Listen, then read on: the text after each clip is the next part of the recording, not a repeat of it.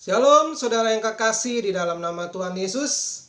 Hari ini kita akan mendengarkan beberapa kebenaran firman Tuhan yang terdapat di dalam Lukas 17 ayat 11 sampai dengan 19. Demikian firman Tuhan. Dalam perjalanannya ke Yerusalem, Yesus menyusur perbatasan Samaria dan Galilea. Ketika Yesus memasuki suatu desa, datanglah 10 orang kusta menemui dia. Mereka tinggal berdiri agak jauh dan berteriak, "Yesus, Guru, kasihanilah kami." Lalu Yesus memandang mereka dan berkata, "Pergilah, perlihatkanlah dirimu kepada imam-imam." Dan sementara mereka di tengah jalan, mereka menjadi tahir. Seorang dari mereka ketika melihat bahwa ia telah sembuh kembali sambil memuliakan Allah dengan suara nyaring. Lalu tersungkur di depan kaki Yesus dan mengucap syukur kepadanya. Orang itu adalah seorang Samaria. Lalu Yesus berkata, "Bukankah ke-10 orang tadi semuanya telah menjadi tahir? Di manakah yang 9 orang itu? Tidak adakah di antara mereka yang kembali untuk memuliakan Allah selain daripada orang asing ini?" Lalu Yesus berkata kepada orang itu, "Berdirilah dan pergilah, imanmu telah menyelamatkan engkau." Puji Tuhan saudara, kebenaran firman Tuhan ini sangat menyentuh hati kita. Apakah ada di antara orang-orang percaya atau orang-orang yang beriman kepada Tuhan Yesus melakukan hal ini? Di dalam Matius 21 ayat 12 katakan seperti ini. Lalu Yesus masuk ke bait Allah dan mengusir semua orang yang berjual beli di halaman bait Allah. Ia membalikan meja-meja penukar uang dan bangku-bangku pedagang merpati. Saudara, kalau kita renungkan dua ayat-ayat ini, baik di Lukas maupun di Matius ini yang tadi saya bacakan kepada saudara, dalam Matius 21 ayat 12, Tuhan Yesus membalikan meja-meja pedagang-pedagang penukar uang di halaman bait Allah. Saudara, Tuhan Yesus gak benci yang namanya Petrus. Petrus menyangkal dia beberapa kali. Bahkan pada waktu Yesus mau masuk ke dalam penderitaannya, Petrus menyangkal Tuhan Yesus. Tapi Tuhan Yesus gak benci tuh. Tuhan Yesus gak pukul Petrus atau melakukan hal-hal yang kasar terhadap Petrus. Demikian juga dengan Yudas yang mengkhianati Tuhan Yesus. Tuhan Yesus pun tidak melakukan hal-hal kekerasan terhadap Yudas, Petrus, maupun kepada Thomas yang tidak percaya imannya. Kalau Tuhan Yesus sudah bangkit daripada kematian dan mengalahkan maut, Tuhan Yesus gak benci kepada mereka. Tapi yang anehnya saudara, perhatikan ayat Matius 21 ayat 12 ini. Di halaman bait Allah ada pedagang-pedagang di situ yang membalik. Tuhan Yesus membalikkan, bahkan mengusir, menghardik mereka. Bahkan Tuhan Yesus sangat emosional sekali melakukan hal-hal tersebut. Karena apa saudara? Tuhan Yesus benci ama yang namanya perdagangan yang mengatasnamakan bait Allah. Wow. Kalau kita sebagai pedagang saudara, yang namanya pedagang itu pasti ujung-ujungnya cari cuan atau cari untung. Yang ujung-ujungnya apa yang bisa gua jual sama lo, apa yang bisa gua lakukan sama lo, itu menimbulkan efek timbal balik yang besar dalam kehidupan pedagang. terjadi yang namanya untung, dan untung. Yang pikirannya cuma satu, gimana caranya dalam situasi tersebut bisa menghasilkan keuntungan yang besar dalam diri dan kehidupan pedagang tersebut. Bukankah hal-hal ini sering banyak dilakukan oleh anak-anak Tuhan? Kalau saya memberi persembahan, apa yang bisa saya dapatkan dari persembahan itu yang menimbulkan keuntungan yang besar dalam kehidupan saya, atau yang menimbulkan keuntungan yang besar dalam apa yang sudah saya bagikan kepada rumah Tuhan? Bukankah hal ini terjadi pada waktu itu di depan gerbang bait Allah atau di depan halaman bait Allah tersebut dengan penukar-penukar uang? Yang tadinya mungkin dari hati orang itu dia mau ngasih, misalnya dari zaman dulu 1000 tael perak, ditukar jadi 5 tael perak. Seperti itu. Saudara, ini bukan soal seberapa besar orang-orang itu bisa kasih kepada rumah Tuhan. Bukan itu yang Tuhan Yesus mau. Tapi Tuhan Yesus ingin seseorang yang datang kepada Allah, seseorang yang datang kepada Tuhan dengan hati yang tulus, tidak hitung-hitungan, tidak timbang-timbangan, dan mereka mau melakukan ibadahnya dengan hati yang rela, hati yang bersuka cita, dengan hati yang mengucapkan syukur dalam kehidupan mereka. Seperti 10 orang kusta tadi. 10 orang kusta tadi hanya disembuhkan 10 orang yang datang, 1 orang yang datang dengan memuliakan Allah dan mengucapkan syukur. Hati-hati saudara, Tuhan marah sama orang-orang yang mengejar keuntungan dalam mencari Tuhan.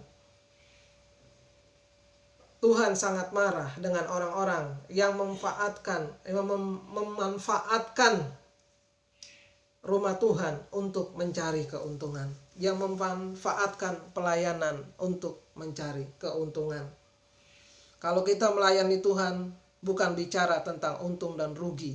Kalau kita melayani Tuhan tapi berbicara karena Tuhan sudah menebus kita, karena Tuhan sudah melakukan perkara-perkara yang besar dalam kehidupan kita, karena Tuhan sudah menebus kita daripada kegelapan, daripada kematian, kepada kerajaan Allah yang kekal, yang membangkitkan kita menjadi orang-orang yang dahsyat luar biasa, yang ditebus dan pewaris kerajaan Allah dan firman yang ada dalam kehidupan kita. Tuhan Yesus sangat marah sama orang-orang yang mencari untung dan rugi dalam melayani Dia. Haleluya.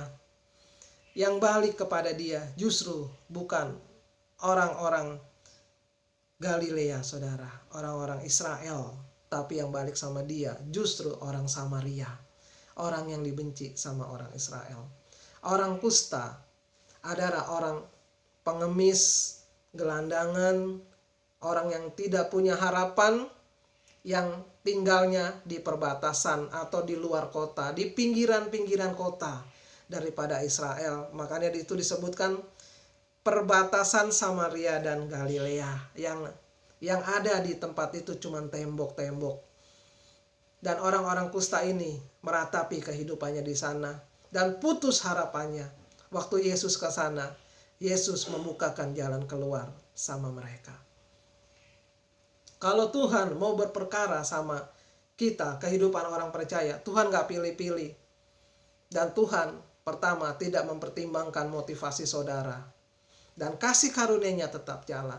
Tetapi pada akhir daripada kasih karunia tersebut, adakah setiap orang yang sudah diberkati, disembuhkan, bahkan dilayani oleh Tuhan Yesus, menerima yang terbaik dalam berkat surgawi, kembali dan mengucap syukur?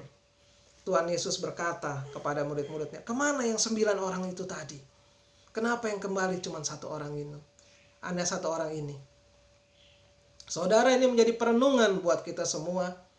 Seberapa besar Tuhan memberkati kehidupan kita, Sudahkah kita kembali lagi kepada Tuhan dengan berterima kasih dan mengucapkan syukur, dan berbalik dalam pertobatan yang sejati, bukan kepada meninggalkan kasih karunia Allah. Saya sudah diberkati. Saya sudah dipulihkan hidupnya.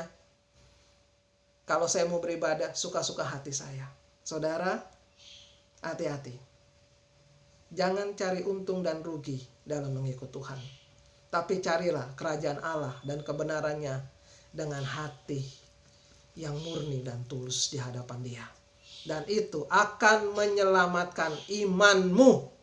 Engkau akan menerima warisan surga yang kekal. Tuhan Yesus katakan ini kepada orang yang kusta tadi. Pergilah, imanmu telah menyelamatkan engkau. Orang ini bukan hanya selamat di bumi, tapi juga dia selamat di bumi dan di surga. Glory. Tuhan kasih karunia-Nya akan bertambah-tambah dan berlimpah-limpah sama orang yang tahu mengucap syukur, sama orang yang tahu berterima kasih kepada Tuhan dengan hati yang meluap-luap dengan ucapan syukur. Dalam Yakobus 2 ayat 5, firman Tuhan katakan, dengarkanlah hai saudara-saudara yang kukasihi, bukankah Allah memilih orang-orang yang dianggap miskin oleh dunia ini untuk menjadi kaya dalam iman dan menjadi ahli waris kerajaan yang telah dijanjikannya kepada barang siapa yang mengasihi Dia. Puji Tuhan. Kalau saudara dan saya dianggap miskin oleh dunia ini, tetapi kita berbahagia. Orang benar tak pernah meminta-minta roti kepada orang-orang lain. Tapi orang benar selalu melihat kemurahan Tuhan dalam kehidupannya. Orang benar selalu menerima apa yang baik di dalam kasih karunia yang Tuhan limpahkan dalam kehidupannya. Dan Tuhan katakan kita menjadi kaya oleh karena iman kita. Dan menjadi ahli waris kerajaan yang telah dijanjikan kepada kita. Saudara, saya mau katakan, kita jangan punya mental seorang pengemis, tetapi kita punya mental seorang pemenang. Kenapa saya mengatakan hal ini kepada saudara semua yang menyaksikan channel saya? Karena orang yang mempunyai mental seorang pemenang akan memiliki warisan kerajaan Allah yang berlimpah-limpah di dalam kehidupannya. Mental seorang pemenang itu seperti apa sih? Saya mau kasih tahu. Jika engkau dalam masalah besar, engkau jangan melihat masalahmu itu bertambah hari bertambah besar. Tapi engkau katakan, bersama dengan Tuhan, aku akan keluar dari masalah ini menjadi pemenang. Itu mental seorang pemenang. Waktu engkau melihat sesuatu yang buruk di depanmu, engkau tidak berkata, aku akan kalah dan hancur. Tapi aku percaya, melalui badai topan di dalam kehidupanku, meskipun aku tidak melihat kemenangan itu ada di dalam masalahku, tapi aku melihat kemenangan berdiri di depanku. Puji Tuhan, pagi hari ini kita merenungkan firman Tuhan yang luar biasa. Dan kita mau tahu apa artinya ucapan syukur. Dan kita tahu apa artinya setelah kita diberkati oleh Tuhan, kita kembali dengan kedahsyatan ucapan syukur di hadapan Tuhan. Terima kasih saudara sudah menyaksikan channel saya dan pemberitaan firman Tuhan hari ini. Dan semoga ini boleh menjadi berkat bagi saudara dan saya. Saya mau berdoa buat saudara-saudara. Bapa, terima kasih buat semua orang menyaksikan channel ini. Biar setiap mereka yang melihat, menonton channel ini, hidup kami boleh diubahkan oleh kebenaran firman Tuhan. Terima kasih Bapak, berkati setiap orang yang melihatnya, setiap orang yang mendengarnya, pertumbuhan iman mereka, sehingga mereka boleh mengerti bahwa di dalam nama Yesus selalu ada jalan keluar, bahwa di dalam nama Yesus selalu ada kasih karunia. Terima kasih Tuhan. Hamba-Mu serahkan hari ini dalam tangan-Mu, dan kami percaya kami akan tampil sebagai pemenang-pemenang di akhir zaman ini, dan kami berjalan bersama dengan Tuhan Yesus Kristus. Terpujilah nama Bapa yang selalu ada di dalam kehidupan kami. Dalam nama Tuhan Yesus Kristus, biar berkat daripada Allah Bapa, cinta kasih daripada Tuhan Yesus Kristus, dan persekutuan yang manis dengan Allah Roh Kudus selalu ada dalam kehidupan kita semua. Dari saat ini sampai Tuhan Yesus datang yang kedua kalinya, menjemput kita dalam kemuliaannya yang dahsyat dan luar biasa. Dan semua yang punya pengharapan tentang hal ini, sama-sama kita katakan, amin. Shalom aleihim. Tuhan Yesus memberkati.